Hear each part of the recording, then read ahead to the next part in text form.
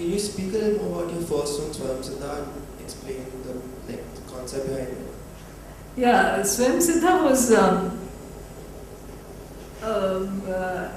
an answer to my quest, which was I'm still amazed at the way everything is moving, about the way everything is constantly in action. There's an eternal dance which is happening, which is that energy, which I expressed in the second video onto the side and one video on the right.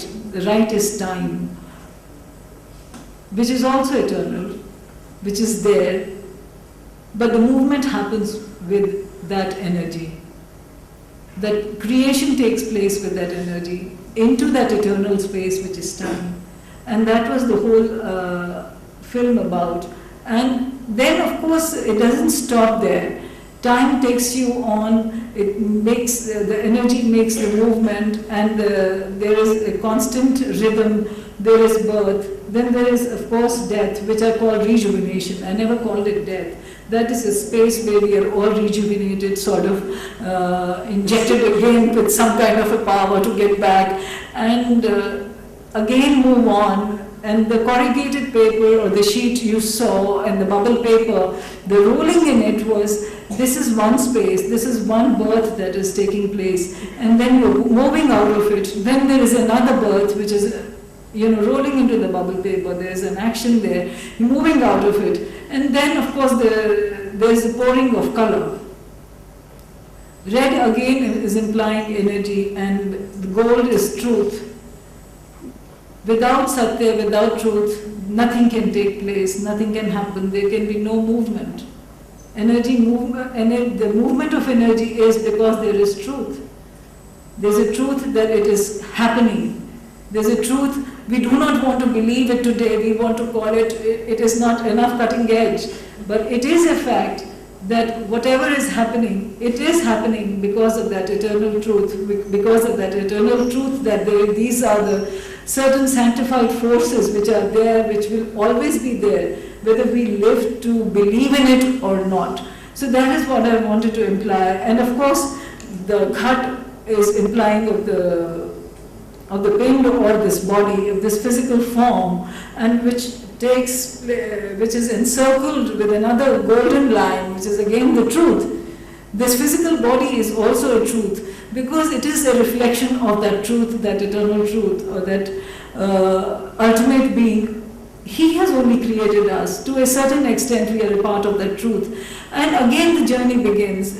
It is a constant journey, whether we accept to be a part of it, each one of us, whether we do not want to be a part of it, we say no, we do not believe in it.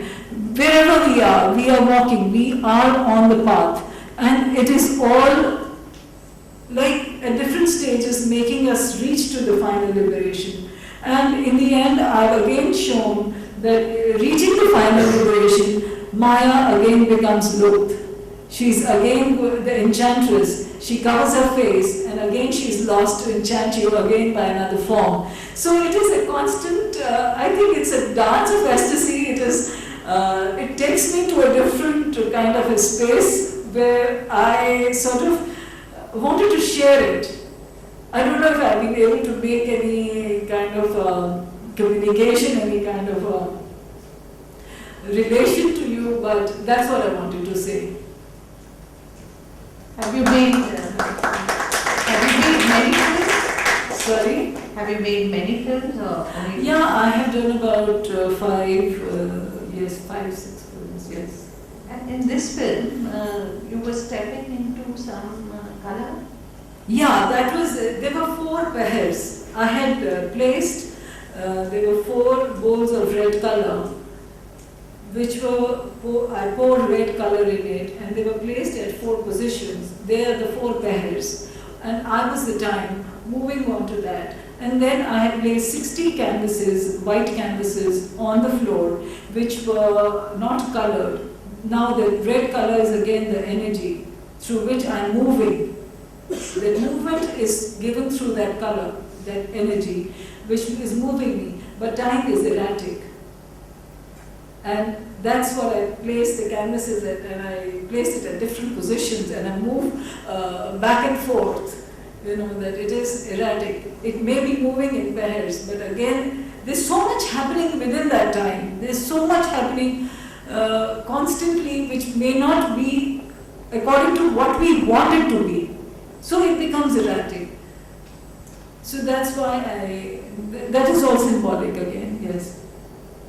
Do you also feel that with film or video also, there are many mediums, just as there are in gold leaf or color wash? Of course. So when you use a moving image, do you care whether it is high definition video or just video or film or? No, of course I want to understand the medium, and then only I shoot a certain film. Now, I've done another film now which is shot on D60, which is it is just an ordinary, like it's a camera. It is not a film camera as such, but it is the latest. I could put experiment myself on that. So, and this one, Swayam Siddha was an emulsion or? Sorry? Is it emulsion or video?